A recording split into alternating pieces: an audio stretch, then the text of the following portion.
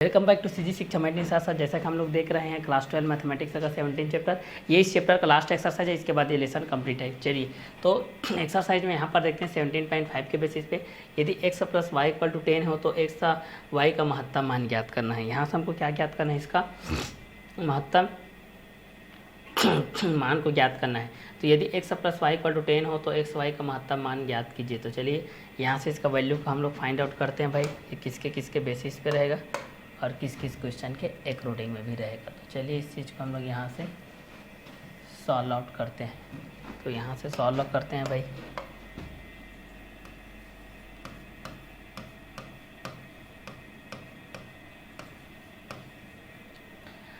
X Y का महत्तम मान ज्ञात करना है हमको। चलिए तो एक्स वाई का महत्तम मान ज्ञात करते हैं। माना कि p इक्वल टू है, माना कि p equal to x y समीकरण नंबर 1 मान लेते हैं। ठीक है, इसको क्या मान लेते हैं, समीकरण नंबर 1। हमारे पास ये चीज़ दिया गया है कि यदि x plus y equal to 10, यदि x plus y equal to कितना हो 10 हो तो एक्स वाई का महत्तम मान ज्ञात कीजिए। तो माना कि p equal to x y ये समीकरण नंबर 1 के बेसिस पे हो जाएगा। ये किसके बेसिस पे हो जाएगा, ये आप लोगों का समीकरण नंबर 1 के बेसिस पे हो जाएगा। क्लियर। तो रूल्स के अकॉर्डिंग में हम लोग ये जानते हैं कि प्लस आपका माइनस में कन्वर्ट होता है, माइनस आपका प्लस में कन्वर्ट होता है, मल्टीप्लाई आपका डिवाइड में कन्वर्ट होता है और डिवाइड आपका मल्टीप्लाई में कन्वर्ट होता है। तो हम लोग ये चीज़ को भी जानते हैं कि प्लस के बेसिस पे क्या होता है और माइनस के बेसिस से भी क्या होता है। तो एक को प्लस के अकॉर्डिंग में करते हैं, एक को माइनस के अकॉर्डिंग में करते हैं। एक प्लस के बेसिस पे क्या कंटेंट आएगा इस चीज़ को देखेंगे, एक माइनस के बेसिस पे क्या आएगा इस चीज़ को देखेंगे। चलिए तो यहाँ पर हमको माना कि p equal to x y मान लेते हैं। क्वेश्चन में दिया गया x plus y equal to 10 के बेसिस पे दिया गया है। तो इस चीज़ को भी हम लोग यहाँ से सॉल्व करते हैं। समीकरण के बेसिस पे जब हम लोग इस चीज़ को जानते हैं तो समीकरण के बेसिस पे हमारे पास एक रूल्स होता है। इस रूल्स को हम लोग यहाँ से देखते हैं।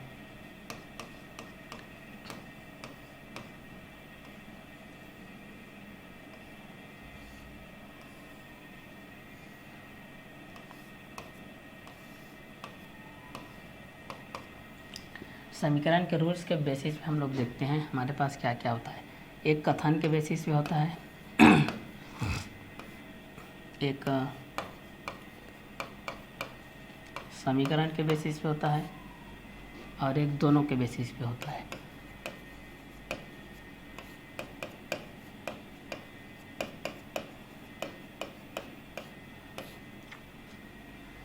कथन प्लस समीकरण के बेसिस पे होता है। ठीक है, तो एक को कथन के बेसिस पे ये दिया गया है। ठीक है, तो कथन के बेसिस पे हम लोग इस चीज़ को जान सकते हैं। एक को हम लोग समीकरण के बेसिस पे जान सकते हैं, एक को कथन के अकॉर्डिंग में भी जान सकते हैं। तो एक को हम लोग प्लस के बेसिस पे देख सकते हैं, एक को माइनस के बेसिस पे देख सकते हैं, एक को मल्टीप्लाई के बेसिस पे देख सकते हैं और एक को डिवाइड के बेसिस पे देख सकते हैं। तो समीकरण के बेसिस पे हम लोग एक स्टेटमेंट वाइज देखते हैं भाई, स्टेटमेंट, एक इक्वेशन, एक स्टेटमेंट और इक्वेशन के बेसिस पे देखते हैं। तो ये आप लोगों का स्टेटमेंट है,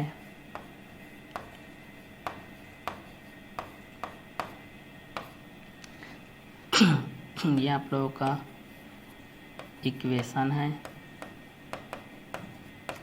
ये आप लोगों का स्टेटमेंट प्लस इक्वेशन है। क्लियर। तो ये समीकरण के बेसिस पे जब हम लोग इस चीज़ को देखते हैं,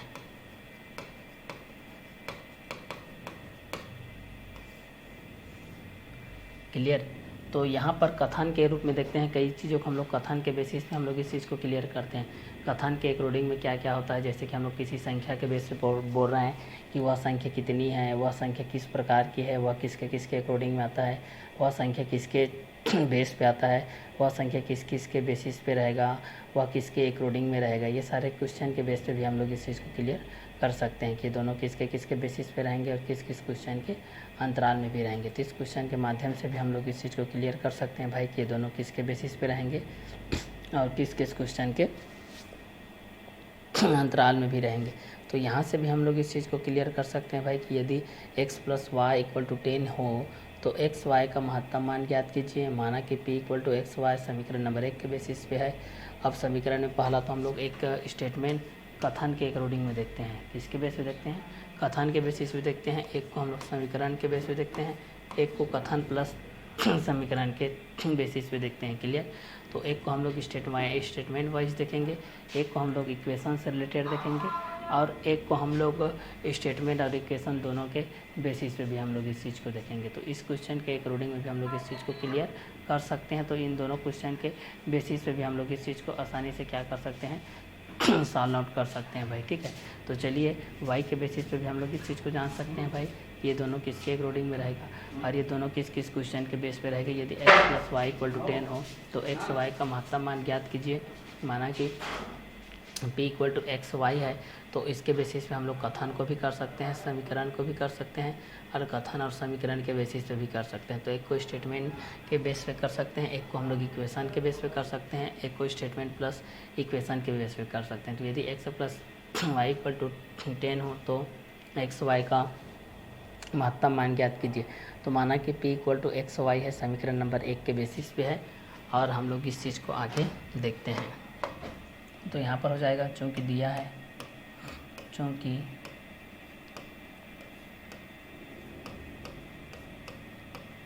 चूँकि दिया है x plus y equal to 10, ये चीज़ दिया गया समीकरण नंबर 2।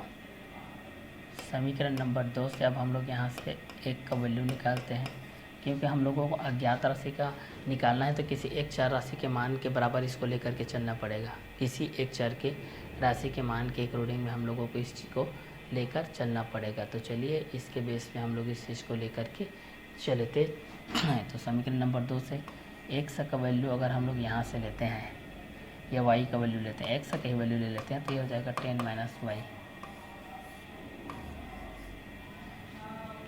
ये हो जाएगा। तो यहाँ से हम लोग इस वैल्यू को यहाँ रख देते हैं समीकरण नंबर 1 में। तो समीकरण नंबर 1 में इसका वैल्यू को रख देते हैं, तो हमारे पास क्या हो जाएगा, x का मान x के मान को समीकरण 1 में रखने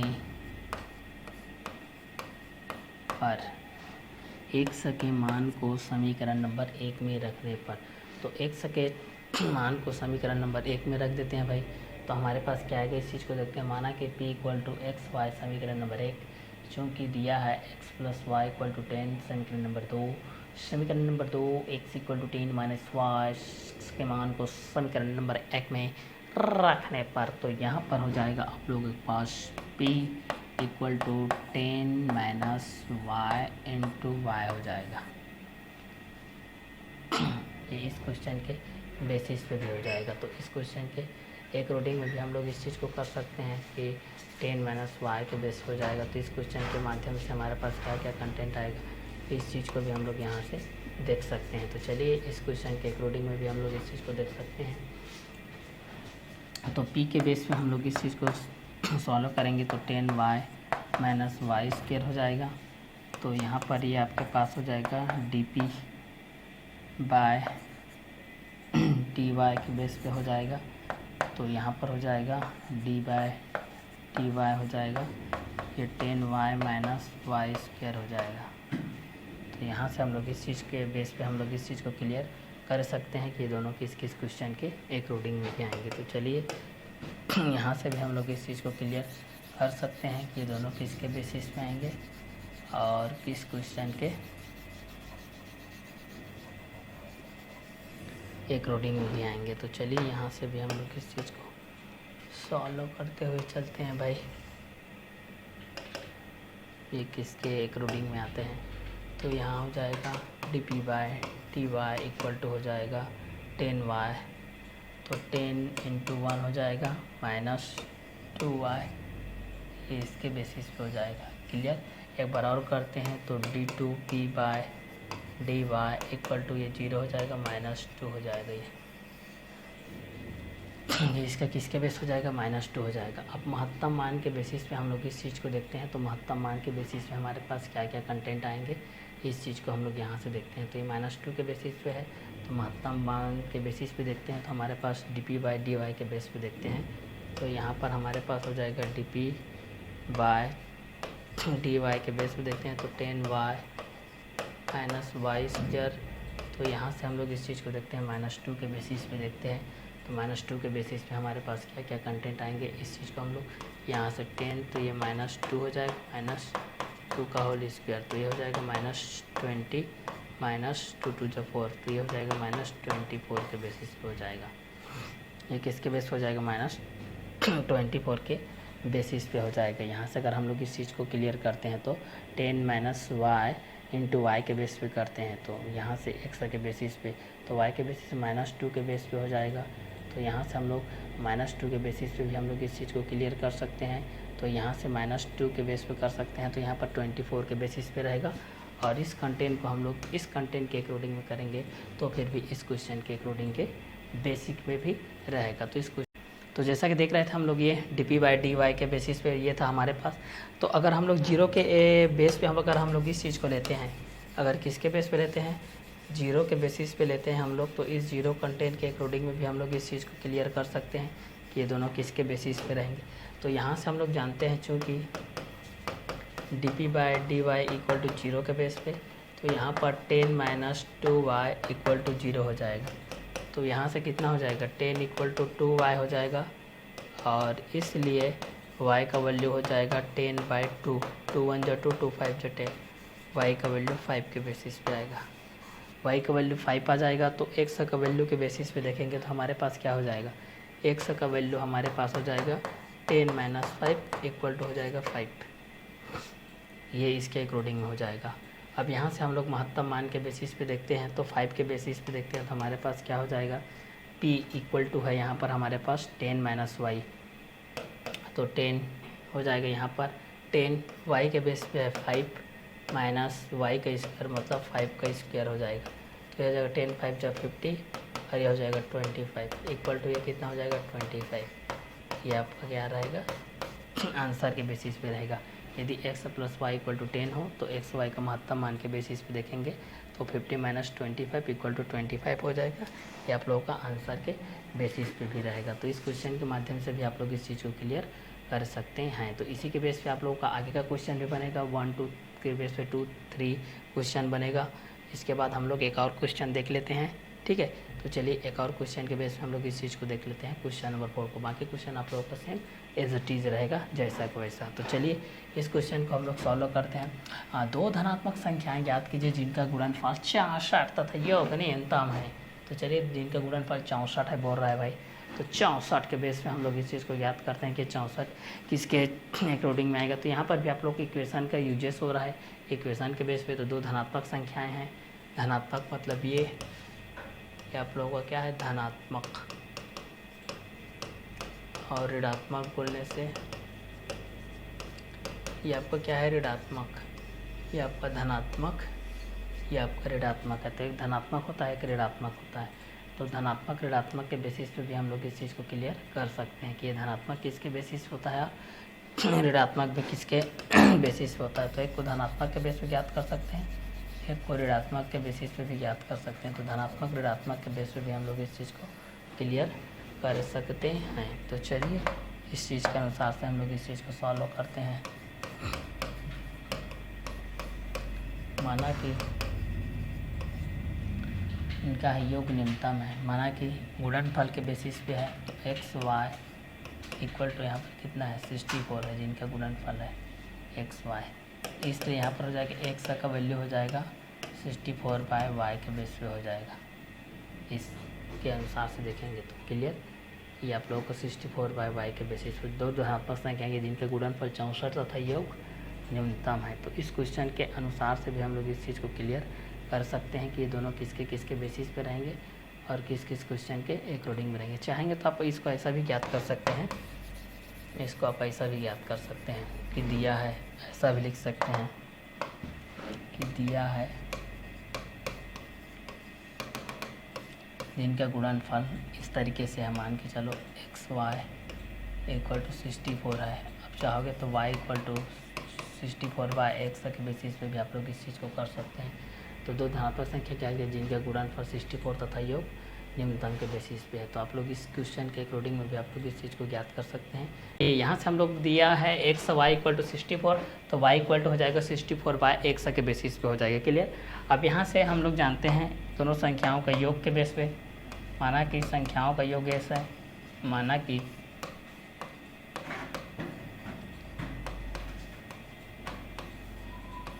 कि संख्याओं का योग ऐसा है, इसलिए s इक्वल टू हो जाएगा x प्लस वाई, ये हो जाएगा। ठीक है। तो चूँकि कथन और स्टेटमेंट के वाइस में हम लोग इस चीज़ को देखते हैं, तो दो धनात्मक संख्याएं ज्ञात कीजिए जिनका गुणनफल 64 है तथा योग न्यूनतम के बेस पे। तो दिया x y इक्वल टू 64 के बेस पे, तो y इक्वल टू हो जाएगा 64 बाई एक्स। तो माना कि संख्याओं का योग कितना है, s है, इसलिए s इक्वल टू हो जाएगा x प्लस वाई के बेस पे हो जाएगा। तो इस क्वेश्चन के एक रूटिंग में भी हम लोग इस चीज़ को क्लियर कर सकते हैं। तो यहाँ पर हो जाएगा x प्लस 64 बाय एक्स हो जाएगा, ये s के बेस पे हो जाएगा। ये हो जाएगा समीकरण नंबर 1। समीकरण नंबर 1 का अवकलन करते हैं भाई। समीकरण नंबर 1 का x के सापेक्ष अवकलन करने पर तो ds बटे dx इक्वल टू इसका हो जाएगा x का 1 हो जाएगा, और इसका करते हैं तो हम लोग इसका कर लेते हैं। तो यहाँ पर ये हो जाएगा 64 का करेंगे तो x d by d x 64 minus 64 d by d x by में एक्स का स्क्वायर के बेस पे हो जाएगा। तो यहाँ पर ये हो जाएगा d s by d x equal to 1, ये तो 0 हो जाएगा, तो 1 प्लस ये 0 हो जाएगा माइनस 64 हो जाएगा, और बाय में कितना हो जाएगा एक्स स्क्वायर हो जाएगा। क्लियर। अब यहाँ से हम लोग इस चीज़ को क्लियर करते हैं। जैसे कि हमारे पास दिया गया था एक्स वाई इक्वल टू 64, तो y equal to 64 by x. तो माना कि संख्याओं का योग s है, इसलिए s equal to x plus y, s equal to इतना है। तो यहाँ पर हो जाएगा d s by d x equal to 1 minus 64 by x square हो जाएगा। क्लियर। ये हो जाएगा समीकरण नंबर 2। समीकरण नंबर 2 का पुनः करते हैं तो d two s by d x का स्क्वायर, ये हो जाएगा 1 0 हो जाएगा, ये हो जाएगा आपका 64 हो जाएगा, ये माइनस का प्लस, और ये हो जाएगा एक्स स्क्वायर के बेसिस पे, एक्स क्यूब के बेसिस पे हो जाएगा। क्लियर। तो चलिए इसको मैं डिस्क्राइब इस तरीके से कर देता हूँ। देखिए ये आपका 0 हो जाएगा, ये माइनस हो जाएगा, ये हो जाएगा x square D by d x 64 minus 64 d by d x square के बाय में हो जाएगा एक्स स्क्वायर का स्क्वायर। तो ये हो जाएगा d two s by d x square equal to हो जाएगा, ये तो 0 हो जाएगा, माइनस है, ये 0 हो जाएगा, और ये माइनस 64 इंटू 2x हो जाएगा, बाय में x टू दी पावर 4 हो जाएगा। तो माइनस माइनस का प्लस हो जाएगा, d two s by d x square हो जाएगा, माइनस माइनस का प्लस 64 2 जा हो जाएगा 128 बाई ये एक्स क्यूब हो जाएगा, ये एक एक्स से इसका एक्स से कट जाएगा, ये इसके बेसिस पे हो जाएगा। अब यहाँ से हम लोगों को बात बोला गया है कि न्यूनतम मान के बेसिस पे बोला गया है और गुणनफल के बेसिस पे बोला गया है। तो एक्स के बेसिस पे भी हम लोग इसको न्यूनतम मान के बेसिस पे हम लोग इस चीज़ को कर लेते हैं भाई। तो ये किसके बेस हो जाएगा, तो न्यूनतम मान के बेसिस पे हो जाएगा। तो यहाँ पर हो जाएगा d s by d x equal to 0, तो 1 minus 64 by x square equal to 0। इसलिए यहाँ से क्या हो जाएगा 1 equal to 64 by x square हो जाएगा। तो यहाँ से हो जाएगा एक्स स्क्वायर इक्वल टू 64। तो एक्स का वैल्यू कितना हो जाएगा आपका 8, क्योंकि 64 का स्क्वायर रूट कितना होता है 8, इसलिए एक्स का 8 रहेगा। तो मान तो अधिकतम मान भी रहेगा d two s by d x का स्क्वायर। क्लियर। तो यहाँ पर एक्स का बेस पे 8 रहेगा, तो वाई का कितना हो जाएगा आपका, इसका भी 8 हो जाएगा, तो ये भी 8 हो जाएगा। तो ये रहेगा आपका आंसर के बेस पे। तो इतने में आप लोगों का ये एक्सरसाइज कंप्लीट होता है और ये लेसन भी कंप्लीट होता है। तो नेक्स्ट वीडियो लेक्चर में हम लोग चैप्टर नंबर 18 के साथ मोस्ट इम्पोर्टेंट चैप्टर अनिश्चित समाकलन के साथ मिलेंगे।